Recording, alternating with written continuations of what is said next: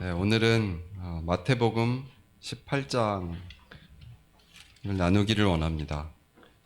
주로 마태복음 말씀을 드리고 짧은 시간 저의 앞으로 어떻게 할지를 말씀드리도록 하겠습니다. 마태복음 18장 1절입니다. 그때 제자들이 예수께 나와 이르되 천국에서는 누가 크니이까? 천국에서는 누가 크니이까? 이 땅에서 천국을 말하고 있다는 사실이 놀랍기도 합니다. 이 땅에서 가장 큰 사람이 천국에서 또 큰 자입니까? 이런 질문으로도 들리기도 합니다. 아니면 우리들 중에 누가 가장 큽니까? 이런 질문도 되는 것 같습니다. 2절에 예수께서 한 어린아이를 불러 그들 가운데 세우시고 이르시되 진실로 너희에게 이르노니 너희가 돌이켜. 주님께서는 어린아이를 세우시고 너희가 돌이켜. 이 돌이켜는 사람에 따라 회개라고 생각할 수도 있고요.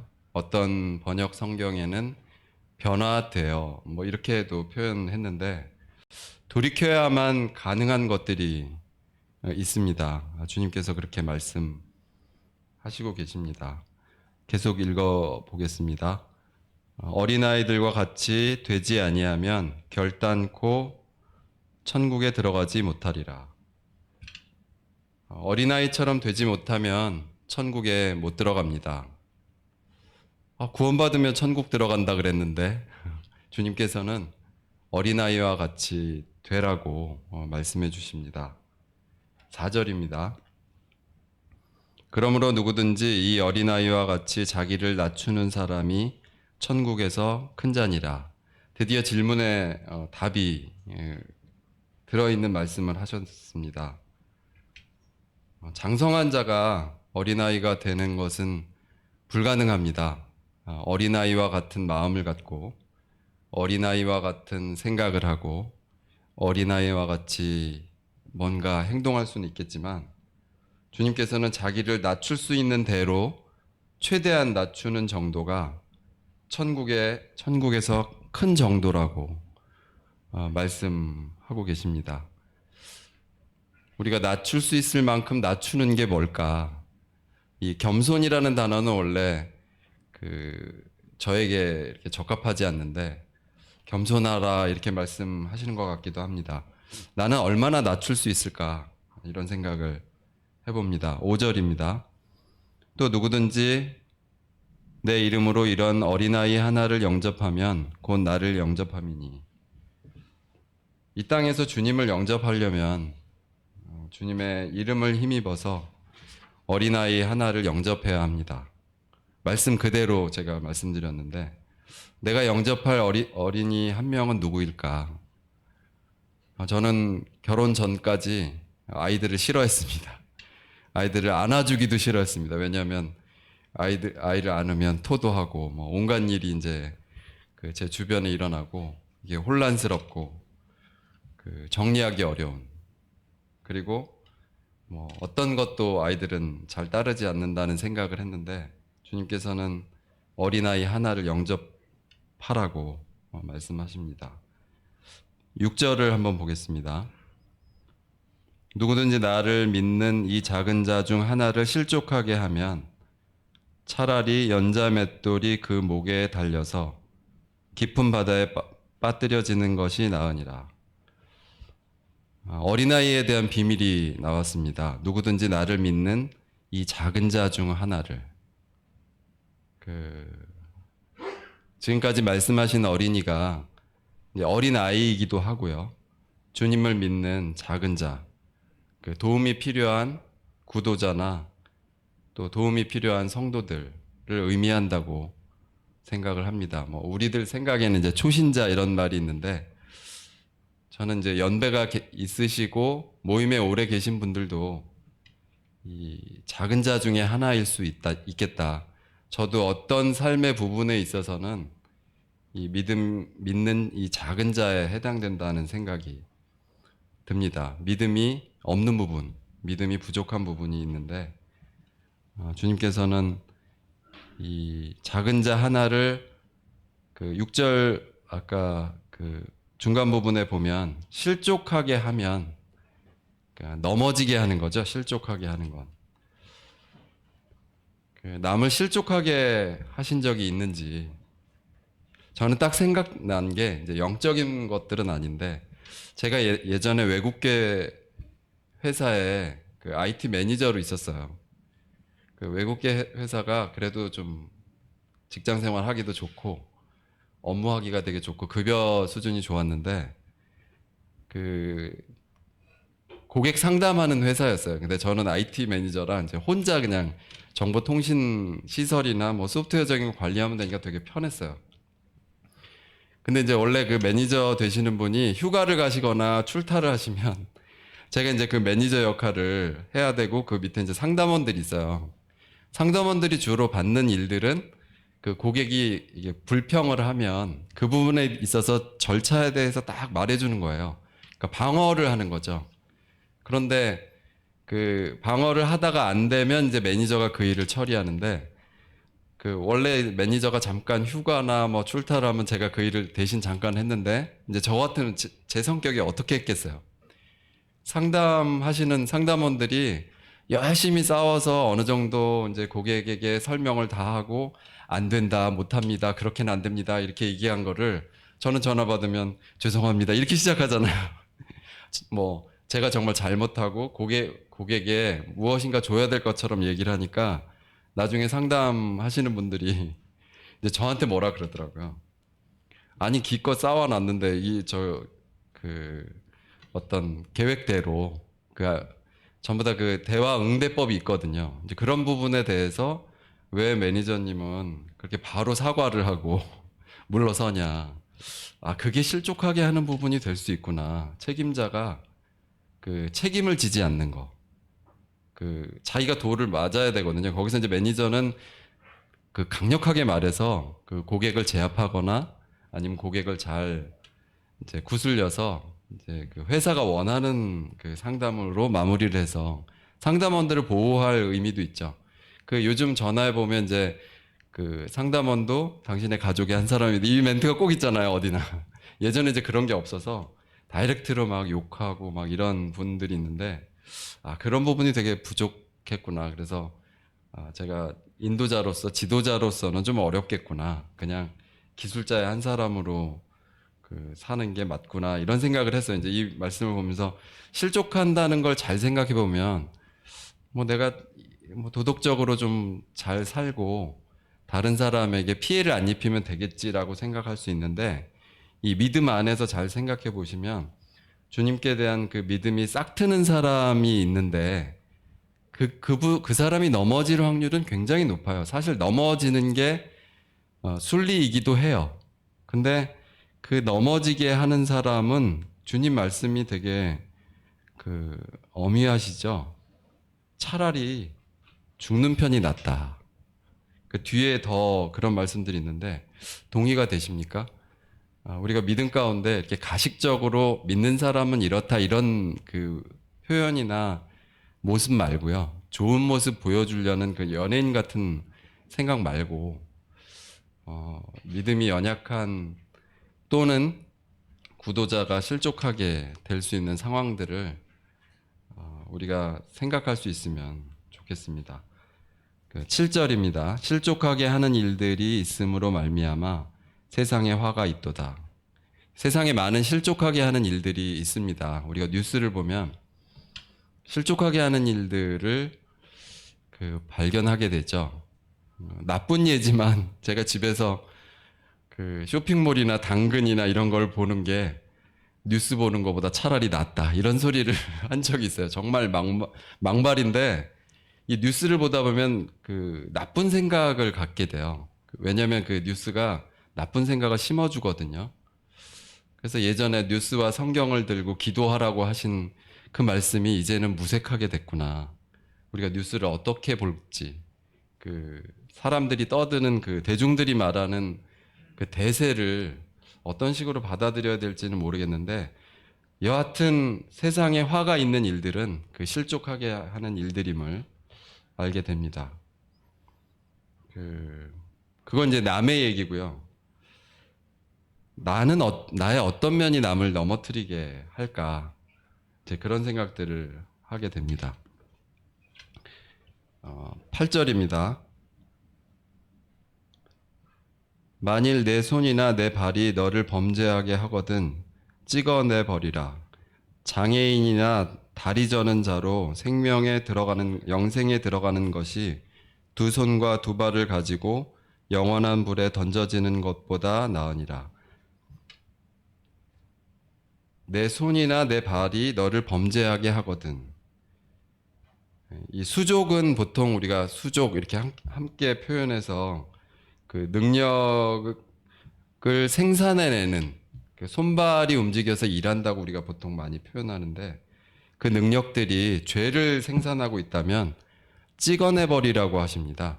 저는 이 말씀을 계속 뭐라고 생각했냐면, 찍어내버릴 정도로 이렇게로 계속 생각했던 거예요. 근데 말씀을 보면 주님 말씀은 그냥 찍어내버리라고.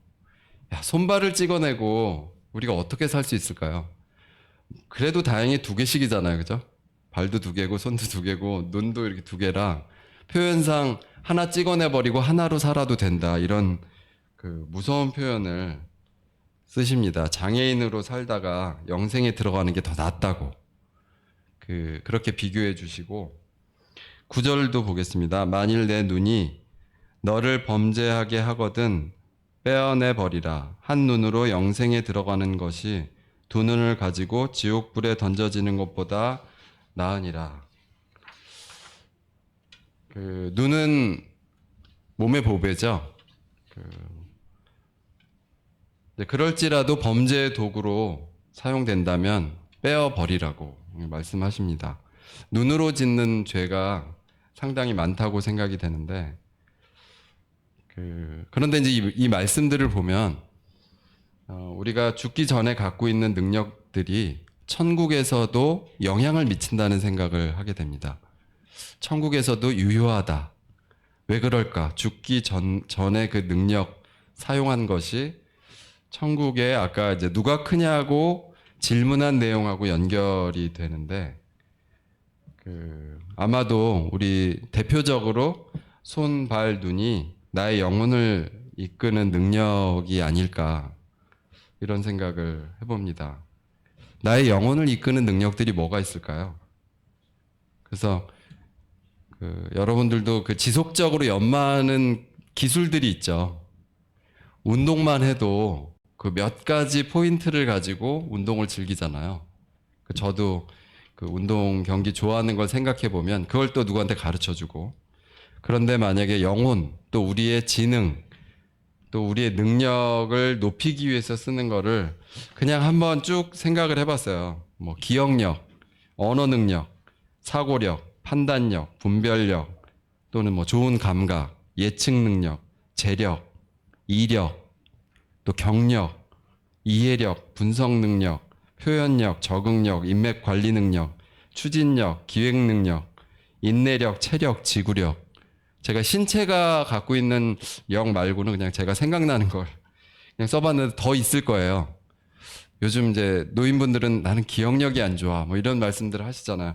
여전히 우리는 기억력, 언어 능력, 사고력, 분별력, 판단력, 이런 것들을 배양하고 싶은데, 그걸 키워나가고 싶은데, 그런 모든 능력이 나를 범죄케 한다면, 그것 때문에 영생에 들어갈 수 없다면,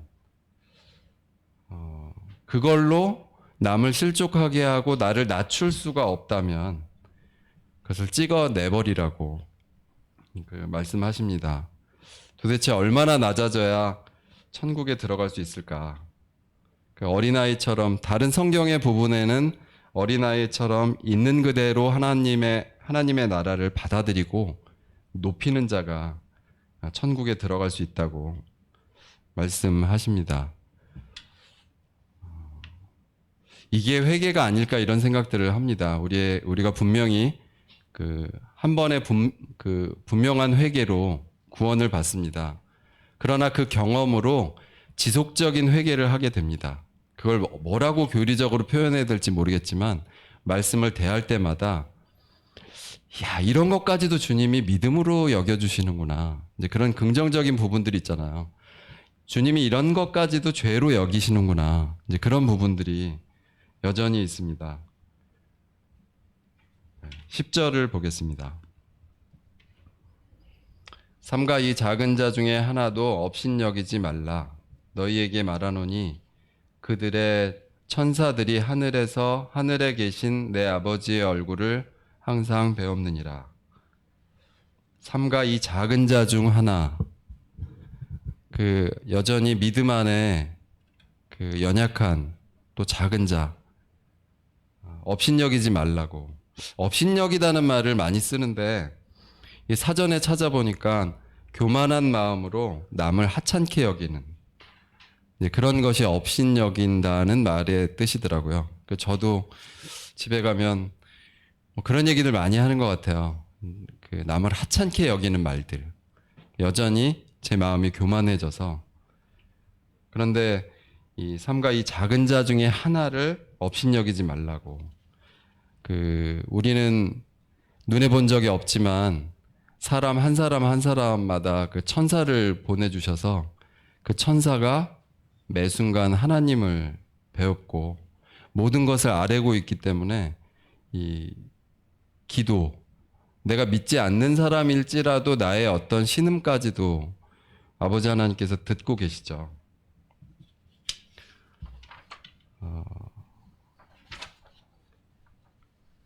12절입니다. 12절에 너희 생각에는 어떠하냐. 아까 그 제자의 어떤 제자의 질문에 이제는 주님께서 질문을 하십니다. 만일 어떤 사람이 양 100마리가 있는데 그 중에 하나가 길을 잃었으면 그 99마리를 산에 두고 가서 길 잃은 양을 찾지 않겠느냐. 그 중에 하나를 잃었으면 99은 많은 숫자를 말하는 것 같아요. 꼭 100마리를 기준으로 했다기보다는 그 중에 한 마리는 굉장히 작은 수를 의미하는 것 같고요. 산에 두고 가서 그 99마리를 산에 두고 길 잃은 양 한 마리를 찾지 않겠냐고. 누가 크냐에 대한 질문에 이런 질문을 하십니다. 어쩌면 아까 그 수많은 능력들을 우리가 다 갖고 있잖아요. 사람마다. 아까 제가 무슨 역 한 거. 지금도 그 힘을 기르고 있고 그것을 어디엔가 쏟고 있죠. 그래서 정작 내가 오늘 교회 가서 어떤 일, 기도하는 일, 예배 참여하는 일 등등의 일들을 등한히 할 정도로 다른 곳에 그 힘을 쏟고 있는데 주님께서는 길 잃은 양 한 마리를 찾는데 그 능력을 쓰기를 원하시는 말씀인 것 같습니다. 13절입니다. 진실로 너희에게 이르노니 만일 찾으면 길을 잃지 아니한 99마리보다 이것을 더 기뻐하리라. 진실로 너희에게 이르노니 만일 찾으면 저는 찾고자 하는 노력이 중요하다고 생각이 됩니다. 찾고 찾으면 참 구도자들이 많이 있는 것 같지만 거의 다 불신자고요. 그러니까 거절하는 사람들이에요. 마지못해서 오신 분들이 많고 진짜 구도자는 찾고 찾아야 있어요. 그건 한국에서도 그렇고 외국 가서도 그렇고 어떤 상황이든지 그런데 그 찾는 노력이 저희들에게 또 저에게 더 큰 기쁨이 되는 것 같습니다. 14절입니다. 이와 같이 이 작은 자 중에 하나라도 잃는 것은 하늘에 계신 너희 아버지의 뜻이 아니니라. 아버지 뜻을 이룰 수 있는 것들을 이미 우리가 가지고 있습니다. 저도 가지고 있고 그 능력을 잃어버린 영혼 한 사람을 위해서 쏟을 수 있으면 좋겠습니다. 아버지께서 기뻐하신다 그러셨죠. 그래서 저도 또 여러분도 큰 기쁨을 누릴 수 있다고 생각이 됩니다. 정리를 요약을 한번 해보고 싶었습니다. 제가 사실 제가 이렇게 나누는 묵상은 말씀은 몇 번 말씀드렸는데 이 본문이 언제 본문이냐면 2월 28일, 29일 이제 거기 본문이잖아요. 우리 성경 읽기 본문에 매일 아침 그냥 잠도 덜 깨갖고 정신 좀 차려갖고 이제 읽은 그 원고를 그냥 그대로 말씀드린 거예요. 제가 말씀 전도자로서 또 말씀을 전하는 자로서는 합당치 못한 면들이 있어요. 여러분에게 잘 가르쳐 드린다든지 여러분을 어느 쪽으로 인도한다든지 어떤 메시지로서의 역할이라기보다는 이런 말씀들을 계속해서 묵상하고 같이 나누기를 원하는 마음들이 있습니다. 그래서 그냥 있는 그대로 그냥 말씀드린 겁니다. 조금 요약 정리를 해보면 누가 큽니까? 라고 시작했습니다. 천국에서. 묵상하다 보면 여러분이 묵상이 잘 안 되시면 동사를 먼저 보시면 좋아요. 그러니까 수어 부분 있죠. 누가 큽니까? 또 어디서? 이렇게 표현해 보면 천국과 또 이 땅에서 생각을 해볼 수 있죠. 너희가 돌이켜. 구원받았는데 돌이킬 일이 있다고요? 어린아이와 같이 되지 않으면 결코잖아요. 그죠? 천국에 못 들어간다고. 천국에 못 들어가요. 그게 우리에게 복음이 주어진 거예요. 어린아이와 같이 되지 아니하면 천국에 못 간다. 그걸 자꾸 부정적인 시각으로 보니까 어떻게 어린아이와 같이 되지? 이제 이렇게 생각할 수 있지만 그 뒤에 말씀들을 보면 누구든지로 시작하는 말씀들이 있었죠. 누구든지 자기를 낮추는 사람이, 누구든지 내 이름으로 어린아이 하나를 영접하면, 누구든지 나를 믿는 이 작은 자 중에 하나를.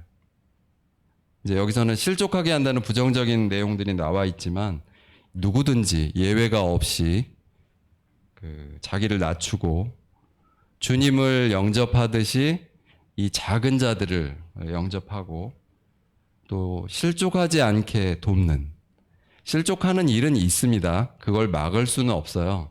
근데 그 실족하는 자에게는 화가 미친다고. 그걸 경계해야 하는 게 내가 어린아이와 같이 되는 거, 내가 낮아지는 거. 천국의 문턱은 굉장히 낮잖아요. 높은 게 아니라 굉장히 낮아요. 이제 내가 어떻게 그렇게 할 수 있을까 생각해 보시고, 그 다음에 이제 만일 범죄하거든 찍어버리라. 만일 범죄하거든 떼어내버려라. 손발 눈 생각하지 마시고 범죄하거든. 왜 이 말씀이 이 중간에 있을까요?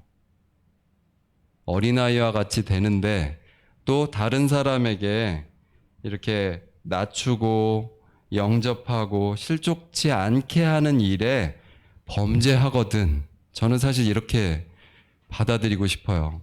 많은 죄와 잘못을 가지고 사는 우리가 이렇게 손과 발, 눈을 다 찍어버리고 빼버리고 살 수는 없는데 실족해하는 일들에 대해서는 정말 경계하면서 우리가 교회로 모이고 있다는 건 이미 세상에서 실족해서 화를 받은 사람들이 온 거잖아요. 근데 여기서 그 꼴을 또 당하면 이제 어디로 가요? 그 구도자들과 그 믿음이 연약한 사람들은 스스로 그게 치료가 되지 않습니다. 그래서 그런 생각들을 해봅니다. 그 실족해 하는 일의 대표적인 게 업신여김이라고 말씀하시죠. 그리고 이 부정적인 이야기들의 가장 긍정적인 부분은 내 생각을 이제 물어보셨잖아요. 천국에서 누가 큽니까? 라고 물어본 저에게 양들이 많은데 내 양이 많아. 그 중에 하나가 길을 잃으면 그 하나를 찾기 위해서 나머지 내버려 두고 너 찾지 않겠니? 이렇게 말씀하시잖아요. 아버지의 뜻은 이 작은 자 중에 하나라도 잃는 것은 하나님의 뜻이 아니라고. 그를 찾아 떠나라고. 우리의 모든 능력과 우리의 낮아짐은 여기에 사용되라고. 그것이 우리가 업신여기지 않는 일이고 천국에서 큰 자의 모습이라고 생각이 됩니다. 15절 이하를 보겠습니다. 15절 내 형제가 죄를 범하거든 가서 너와 그 사람과만 상대하여 권고하라. 만일 들으면 내가 내 형제를 얻은 것이요.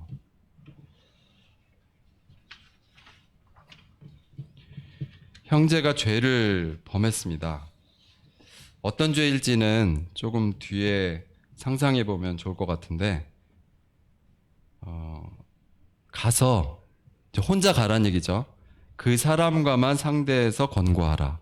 이 권고하라는 말이 뭐 충고하라도 되고요. 뭐 지적하라. 보통 지적받거나 지적하는 일은 참 어려운 일이에요. 제가 가정에서도 해보면 상처가 됐다는 이제 피드백을 받죠. 왜 그렇게밖에 말할 수 없느냐? 좋게 말하지. 이제 뭐 제가 뭐 소견이 그렇게밖에 안 되니까 직언을 바로 해버리니까. 근데 교회에서는 더 어려운 것 같아요. 여기 인도자들이 있고 뭐 교사도 있고 장로 형제님들도 있는데 아마 이거 쉽게 못 하실 것 같긴 해요. 근데 주님께서는 형제가 특별히 내 개인적으로 죄를 범했거든 너와 그 사람과만 상대해서 권고하라고 이제 말씀하십니다. 그러면 만일 들으면 이제 그 다음이 중요하죠. 만일 들으면 내가 내 형제를 얻은 것이요. 해볼 만한 일인 것 같아요. 그 권고하지 않고 잃는 것보다 그가 들으면 받아들이면 얻는 거잖아요. 그래서 이 말씀을 이렇게 보면서 해봤으면 좋겠어요. 용기를 가지시고 가정에서도 그러니까 잘 권고하는 방법을 뭐 그게 터득할 수 있을지 모르겠지만 솔직한 게 중요하고요. 너무 좋게 말하려다 보면 실패하니까 그 두 갈씩으로 먼저 주제를 말하고 그 다음에 설명하고 뭐 좀 소심하시다면 한 가지 지적할 거리가 있다면 한 10개 정도는 칭찬을 해주시고 그런 비율로 권고해 보시기 바랍니다. 그 모임 내에서 또 그런 권고를 저는 받았으면 좋겠어요. 어쩌면 6, 7년 전에 받았었으면 더 좋았을 수도 있겠다는 생각도 들고요. 지금도 무엇인가 마무리할 시점에 그런 이야기를 듣는 것도 좋겠습니다. 근데 극히 개인적으로, 왜냐하면 사적인 일일 수도 있으니까 16절을 보겠습니다. 16절 만일 듣지 않거든 한두 사람을 데리고 가서 두세 증인의 입으로 말마다 확증하게 하라. 이제 만일 듣지 않거든 이런 상황이 있겠죠. 다 듣고 서로 이해가 되면 좋은데 듣지 않았죠. 이제는 이 사람을 얻을 기회는 없다고 생각이 됩니다. 물론 그 뒤에 이제 내용이 있는데 처음에 듣지 않는 사람이 그 다음에 듣기는 굉장히 어려운데 한두 사람과 함께 가야 되겠죠. 처음에 한 사람으로 시작했죠. 이제는 한두 사람, 두 사람 또는 세 사람이 됐죠. 이 두세 증인으로 확실한 증거를 대야 합니다. 증거를 대는 이유는 어떤 효력을 위해서라고 생각됩니다. 법적인 효력은 아니지만 이 가정에서나 교회에서도 가정에서도 엄마나 아빠한테 혼자 자녀를 교육하게 하거나 이야기하게 하는 건 좋지 않다고 생각이 돼요. 부부가 가능하면 불가능한 경우도 있긴 하지만 부부가 서로 이야기를 충분히 나눠서 부부가 같이 처음에는 이제 엄마나 아빠가 단독으로 얘기했겠죠. 그리고 이야기를 들어봤는데 듣지 않으면 부부가 같이 이야기하는 게 그 아이에 있어서는 그게 더 바람직해요. 아이가 안정감을 가질 수 있어요. 올바른 훈육이 올바른 그 사람을 얻을 수 있어요. 저희도 집에서 아이들이 이제 계속 자라나고 있기 때문에 계속 변화하고 있는 애한테 뭐 어떤 틀 안에 그걸 가둘 수가 없잖아요. 그럼 저도 또 제 아내도 서로 계속 그 변화에 같이 적응하면서 이야기를 하는 거죠. 너는 어떻게 했으면 좋겠냐. 끝없는 타협을 해서 그리고 내 의견과 또 아내의 의견과 그 자녀의 의견을 또 자녀들 여러 명 두면서 저희 집은 이제 셋인데 셋을 놔두고 한 명을 뭐라고 할 수는 없잖아요. 이제 한 명만, 그 관련된 사람 한 명만 얘기를 해야 되겠죠. 교회에서도 이런 어려운 일들이 여태까지 많아 왔고요. 앞으로도 많을 거예요. 지금도 산재된 일이 있을 텐데, 그래서 장로 형제님들 또 교사들 이렇게 기도해야 될 것 같아요. 이런 일들을 긴밀하게 정말 교제하고, 뒤에 합심이라는 말도 나오는데 좀 더 읽어보겠습니다. 17절을 보겠습니다. 만일 그들의 말도 듣지 않거든 교회의 말하고, 교회의 말도 듣지 않거든 이방인과 세리와 같이 여기라. 이제 여기는 이제 마무리까지 나와 있어요. 여기에 교회가 현재 우리의 교회와 다르다. 뭐 이런 건 별로 중요한 것 같지는 않습니다. 이분들이 뭐 유대인들이 모이는 회당인지 뭔지 모르겠지만 우리는 이제 우리 교회라고 생각을 하고 우리 모임. 만일 듣지 않는다. 그 두세 사람의 말도 듣지 않고 그 증인들의 말도 듣지 않고 교회의 말도 듣지 않는, 이제 교회적으로도 말하는 거죠. 이제는 그와 멀어져야 합니다. 이게 분명히 이렇게 해야 합니다. 그를 돕겠다는 생각을 가끔 어떤 분들이 해요. 그러면 그 일을 알고 연관된 분이 실족해요. 그런 상황을 지금 어떤 걸 떠올려도 그게 가능한, 그 가족끼리도 그런 일 벌어지거든요. 그 친척들이 명절에 만났을 때 벌어지는 일. 한 사람, 둘이 이제 어떤 다툼이 있어요. 이유는 모르겠지만. 근데 누가 이제 화해를 해요. 그런데 그 화해자가 항상 문제가 생겨요. 그래서 중재하려고 저는 하지 말아야 된다고 생각이 돼요. 중재자는 여전히 그 예수 그리스도입니다. 어떤 일이든 그 중재하려고 할 때 정말 고민 많이 하셔야 되고, 그 차라리 한쪽 편에 서시는 게 저는 더 나은 것 같아요. 나는 솔직히 말해서 이쪽 생각을 따른다. 하지만 너의 이야기를 듣겠다. 그리고 너의 이야기를 잘 경청해서 또 다른 분에게 이렇게 전달은 하겠다. 하지만 내 생각은 이렇다. 그게 그분을 중재하시려는 분에게 안전합니다. 그래서 제가 이제 서대문 교회에 다시 와서 이제 애매한 이렇게 위치에 있을 때가 좀 있는데, 저는 그냥 제 소신이 있어요. 조금 말씀드리겠지만 저는 그냥 이렇습니다 이렇게 말하고요. 저는 요거밖에 못합니다. 사실 그러니까 이제 그렇게 하면서 저랑 반대편에 있는 분들과 교제하는 게 저는 차라리 나은 것 같습니다. 그래서 그러려면 소신이 있으셔야죠. 말씀의 분별력이 있으셔야 되죠. 묵상을 하셔야 돼요. 우리가 설교자도 아니고 뭐 특별한 일 안 하더라도 정말 성도들은 말씀을 깊이 묵상하고, 그 어떤 분이 말씀했던 것처럼 평생에 한 5구절이 우리의 인생을 결정한다고 생각이 되거든요. 한 5구절 정도예요. 제가 어떤 구절이라고 외우지는 못해도 이 성경을 보는 내용이 다 그 5구절 정도에서 성경 이 한 권을 보고 있는 거예요. 그러니까 얼마나 왜곡되게 말을 하고 있을까요? 지금도 하나님의 말씀을 대언하는 건 저는 아니라고 생각합니다. 정확히 말하면 저의 그 독소가 있어요.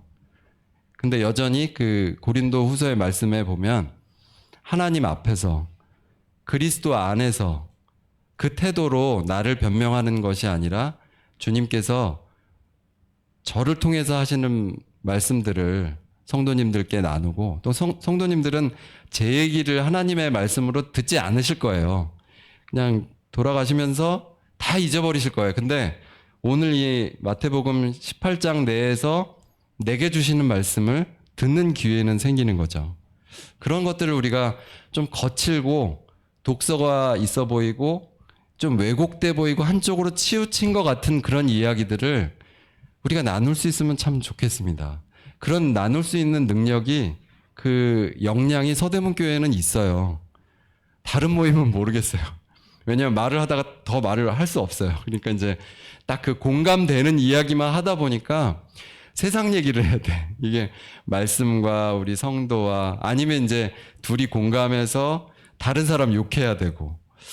이게 이제 참 어려운데, 그 아침에도 형제님들하고 교제를 나누면서 그 좋았어요. 그 말씀을 그냥 있는 그대로 아 이거 못한다, 이거 어렵다, 나는 이런 거 전혀 모르겠다 이런 이야기들을 하면서 그 삶을 나누고 이 말씀 속에 그 혹시 제가 이제 말씀 묵상하자 그러면 QT는 말씀의 적용 이런 공식을 갖고 계신 분이 있어요. 인정합니다.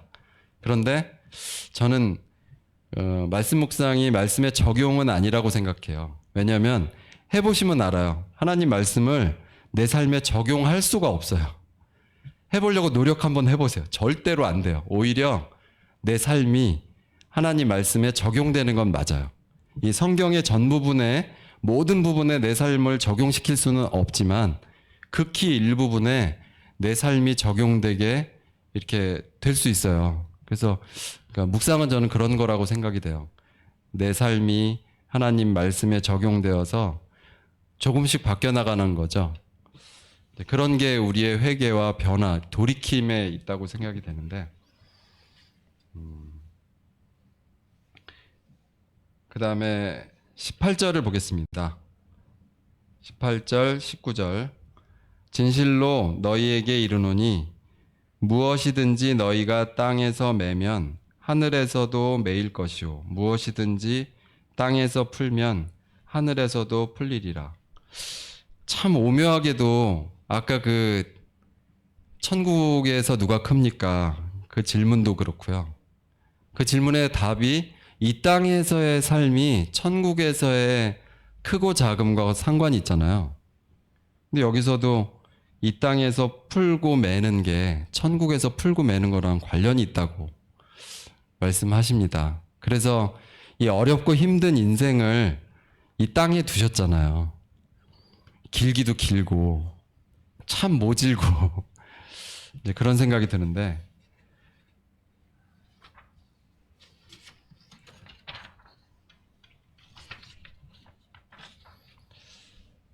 (19절에) 보시면 좀 더 그 18절의 내용을 자세히 말씀하십니다. 너희 중에 두 사람이 땅에서 합심하여 무엇이든지 구하면 무엇을 구하시겠습니까? 우리가 수요 집회 때도 기도회를 하고 또 개인적으로도 기도하고 하는 일들이 있는데 그 앞에 내용들하고 좀 연관시키면 좋을 것 같아요. 저는 절대적으로 이런 생각을 하는데 무조건적인 용서는 옳지 않다 이렇게 생각이 됩니다. 무조건 용서한다. 저는 그것은 하나님 뜻이 아니다. 그러니까 나중에 바뀔 수 있지만 이 말씀의 해석이 독소가 있습니다. 제 생각이니까. 죄를 밝히고 그다음에 충고하고 그가 받아들이면 그를 얻을 수 있다고. 앞에 내용이 그런 내용이기 때문에 이 두 사람이 모여서 합심한 내용이 뭘까? 이 부분에 대해서 합심했고 또 기도하지 않았을까? 이 길 외에 다른 방법으로 용서를 하면 또 다른 사람들, 가치 있는 합심한 사람들을 넘어지게 한다. 이런 생각이 듭니다. 20절입니다. 두세 사람이 내 이름으로 모인 곳에는 나도 그들 중에 있느니라. 보통 암송 구절이 이 구절이 많잖아요. 그래서 딱 보면 그리고 교회에 대한 말씀인 것 같고 그 앞에 구절은 기도에 대한 말씀인 것 같은데 이 내용들을 합쳐보면 죄에 대한 부분을 해결하기 위해서 모인 사람들이 합심해서 두세 사람이 모여서 기도하니까 주님이 함께 해주셨 참 서글프고 어찌 보면 너무 심각한 상황들인데 교회는 주님의 이름으로 모이는 곳이죠. 그래서 두세 사람이 내 이름으로 모인 곳에는 우리가 능력이 없다는 걸 알기 때문에 주님의 이름으로 아뢰죠. 정말 그를 용서하고 얻고 싶은데 불가능할 때 주님의 이름으로 기도할 수밖에 없습니다. 우리 모인 사람들 중에 주님께서도 함께 하십니다. 여기도 주님이 함께 하셔서 이 부족하게 말하는 저에게도 용기를 주시고 또 그 가운데에서도 말씀이 살아나기를, 그 말씀 가운데 계신 주님이 살아나기를 바라실 겁니다. 우리의 결정을 합심해서 기도할 수가 있을까? 우리가 그런 결정을 내린 적이 있을까? 아, 이거는 저기 인도자들이 결정했으니까 우리가 따라야 돼. 누굴 지금 욕하려는 게 아니라 그런 것들은 좀 더 생각해 봐야 될 것 같아요. 저희 5명이 이제 베트남에 가서 6년여 살다가 이제 왔는데 한 가지 얻은 거는요. 저 혼자 결정하면 완전 실패해요. 제 아내가 결정하면 조금 성공 확률은 높아요. 근데 가족 5명에게 의견을 다 물어봐야 돼요. 놀러 가는 거 하나, 뭐 여행 가는 거, 아주 단순한 것도 뭐 먹는 거 하나라도 서로 그 의견을 나누고 합심하고 그걸 기도할 때 그 주님께서 함께 하신다는 그 확신이 들었고 그런 그 열매들을 받은 그리고 그 이후에 나누는 말씀 이야기들이 굉장히 우리를 잘하게 한다는 생각이 들어서 우리 모임 가운데 많은 모임들이 있어요. 작은 모임들이 있고 뭐 비정기적이거나 어떤 그 목적을 향해서 모이지 않더라도 그 가운데 서로 이야기들을 나누고 결정을 이렇게 다 물어보고 합심할 수 있으면 그리고 기도할 수 있으면 좋겠습니다. 21절입니다. 그때 베드로가 나와 이르되 주여 형제가 내게 죄를 범하면 몇 번이나 용서하여 주리이까? 7번까지 하오리이까? 주님께서는 여기에 대해서 이제 답을 주셨어요. 근데 베드로의 질문은 나에게 반복해서 죄를 짓는 사람을 얼마나 용서해야 합니까? 반복적인 일들이 벌어지죠. 아이들을 키워보다 보면 무엇인가 계속 반복 패턴이 이뤄져요. 근데 아이가 이제 조금 더 성장하면 그 패턴은 끊어지고 새로운 반복이 시작되죠. 아마 저도 그렇게 자라났을 거예요. 주님은 계속해서 그 죄를 짓는, 반복해서 잘못하는 우리들을 보시면서 우리는 여전히 야, 이 일을 몇 번이나 계속 반복해야겠니? 제가 제 자녀들에게도 그런 말을 했는데 사실 제가 제 자신을 몰라서 하는 말이지 저도 수도 없는 반복과 실패와 그 죄를 깨달았지만 해결 못하고 해결했으면 주님께 안 왔죠. 그게 이제 누적돼서 결과적으로 골마 터진 건데 35절 그 다음에 35절을 보겠습니다. 주님의 답은 35절이라고 저는 생각합니다. 너희가 각각 마음으로부터 형제를 용서하지 아니하면 나의 하늘 아버지께서도 너희에게 이와 같이 하시리라. 마음으로부터 한 용서가요, 용서한 건수보다 중요합니다. 우리가 평가를 잘못하면 뭐 구도자 몇 명, 그 구도자의 상태는 뭐 어떻고 누구는 어느 정도 믿는 것 같다, 뭐 이런 평가를 잘못하다 보면 실수할 수 있어요. 근데 이건 이제 용서에 대한 내용들인데 마음으로부터 영원히 하나님께서 우리를 용서하셨기 때문에 이게 몇 번 용서하냐, 몇 번 죄를 반복하냐는 중요한 문제가 아닌 것 같습니다. 23절로 다시 좀 돌아가 볼게요. 23절 어떤 예화를 말씀하셨는데 그러므로 천국은 그 종들과 결산하려 하던 어떤 임금과 같으니 24절에 결산할 때 나의 인생을, 여러분의 인생을 결산해 보신 적 있나요? 저는 구원받기 직전에 한번 해봤어요. 그게 구원이었어요. 왜냐하면 1년여 전에 그 복음을 듣고 복음을 내가 알았다, 그런 간증도 하고 친구한테 그런 진솔된 고백을 했지만 사실 1년간 제가 이제 그때 대학원 생활했는데 학교로 도망갔어요. 교회로 안 오고 한 번도 안 왔어요. 뭐 물론 침례받기 전이니까 이제 딱 좋은 그러니까 기회죠. 뭐 공부에 대해서도 결산해 받고, 대학원 다녔는데 대학원 교수님과 선후배 관계에 대해서도 결산해 받고, 제가 쫓아다니는 여학생에 대해서도 결산을 해봤는데 딱 빵점이었어요. 점수를 낮출 수만 있다면 더 낮출 수도 있었는데 완전히 망했죠. 그래서 이 결산은 망한 걸 확인하는 절차인 것 같아요. 그 뒤에 읽어보시면 결국 그가 많은 빚을 졌고 모든 걸 여기 보면 25절에 보시면 그 몸과 아내와 자식들과 모든 소유를 다 팔아 갚게 한다. 이것은 이 비유에 대한 내용이지 실제로는 지옥에 가는 그런 결정이라고 저는 생각이 됩니다. 그거 다 팔아도 못 갚아요. 그런데 27절에 보시면 그 종의 주인이 불쌍히 여겨 놓아 보내며 그 빚을 탕감하여 주었더니 완전히 다 탕감해 주신 거예요. 그 뒤에 그 말씀을 보면 그래서 저의 빚을 완전히 탕감해 주셨다는 걸 제가 이 서대문 교회에 오기 전에 알았죠. 그래서 홀가분한 마음으로 이제 아마도 92년도 가을이나 겨울쯤 제가 처음에 서대문 교회에 온 것 같습니다. 그런데 이게 이제 구원의 스토리라면 사실은 현재 우리의 스토리, 저의 스토리는 그 예화 중반 부분 이하가 해당이 됩니다. 대표적으로 33절. 이 탕감받은 종이 어떻게 했는지는 여러분들이 이제 이 내용을 아실 텐데 33절을 읽어보겠습니다. 내가 너를 불쌍히 여김과 같이 너도 내 동료를 불쌍히 여김이 마땅하지 아니하냐 하고 우리가 용서할 많은 사람들이 남겨져 있습니다. 또 우리가 용서받을 많은 일들이 여전히 있습니다. 제가 오늘 결산하는 날이에요.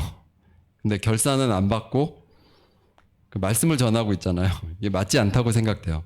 아주 신랄한 결산을 해야 되고 아주 엄격한 평가를 해서 틀렸다는 걸 받아야 돼요. 그래야 여기서 벗어나죠. 그런데 주님께서는 이 결산할 때 내게 시작한 용서를 끝없이 해주고 계시죠. 그래서 뭐라고 얘기하고 있냐면 내가 너를 불쌍히 여김과 같이 너도 내 동료를 불쌍히 여기라고 말씀하십니다. 지난주 화요일에 아침에 그냥 두서없이 적은 내용들인데 요약을 좀 해보고 마무리를 하겠습니다. 처음에 말씀은 내 형제가 죄를 범하거든. 누구에게요? 나에게. 그래야 아주 직접적이죠. 우리에게나 어떤 분에게 하면 남의 일이 되는데 근데 그 사람과만 상대하라고. 상대해서 어떻게 하라고요? 권고하고 충고하고 지적하라고. 만일 들으면 형제를 얻는다고. 만일 듣지 아니하면 일은 심각해져요.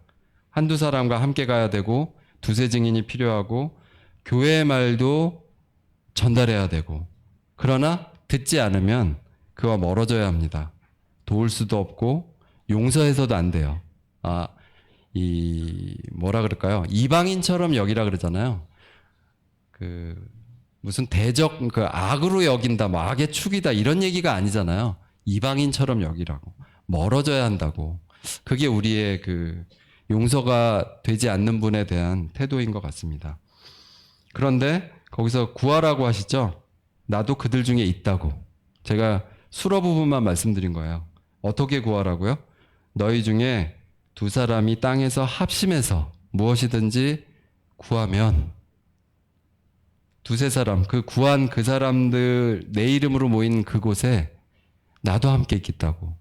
이게 교회라고 생각이 돼요. 우리가 죄로 만난 사이죠.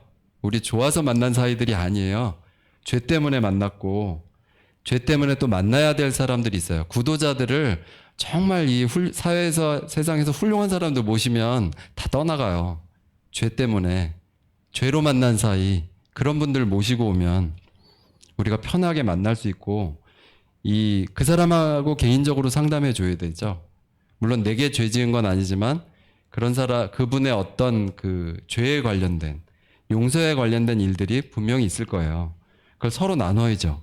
나도 예전에 이런 죄를 지었고 이런 용서를 받았다.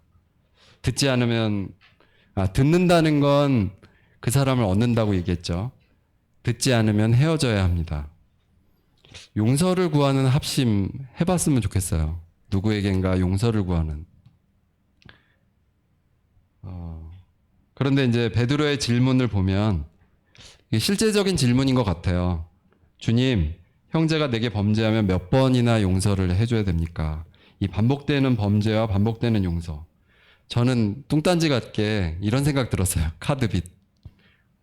쌓이는 채무. 그죠? 지금 은행 빚으로 뭔가 사신 분들은 계속 갚아야 되잖아요. 그거 그 쌓여가죠. 이 쌓이는 빚 가운데 이게 빛나는 빚이 아니라 빚 그런 거 가운데 채무 가운데 주님께서 함께 해주십니다. 우리가 여전히 이 빚 안 지고 살 수는 없는데 뭐 사랑의 빚 외에는 갚아야 된다. 뭐 그런 말도 있지만 저는 사랑의 빚도 갚아야 된다고 생각이 됩니다. 그 뒤의 내용들은 예화의 내용인데 오히려 용서하면 천국은 결산할 때 불쌍히 여겨주시는 곳이다. 저는 그렇게 생각이 돼요.